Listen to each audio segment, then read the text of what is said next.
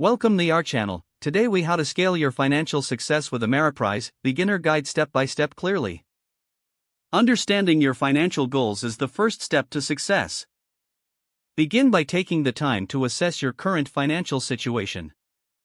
Evaluate your income, expenses, savings, and investments. Next, set clear, tangible financial goals for both the short term and long term. Consider what you want to achieve in the next year, 5 years, and even 10 years down the line. Once your goals are defined, research Ameriprise Financial. Learn about the services and resources they offer to help you manage your finances. Explore their financial planning tools, investment options, and retirement solutions. Schedule a consultation with an Ameriprise advisor. This one-on-one meeting can help tailor a financial plan to your unique situation.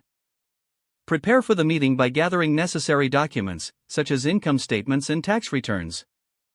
During your consultation, communicate your goals and concerns clearly.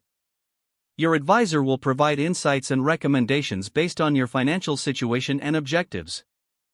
After the meeting, review the proposed financial plan thoroughly. Ask questions if any part of the plan is unclear or requires further explanation.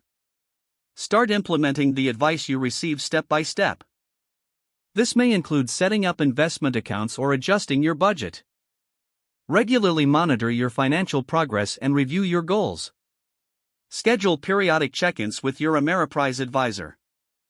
Adjust your plan as needed based on changes in your life or market conditions. Stay informed about financial trends and opportunities to maximize your potential for success. Educate yourself continuously through seminars, webinars, and financial literature. Finally, maintain a disciplined approach to saving and investing. Consistency over time is key to scaling your financial success. If the page does not load, refresh the browser or try again in a private or incognito window.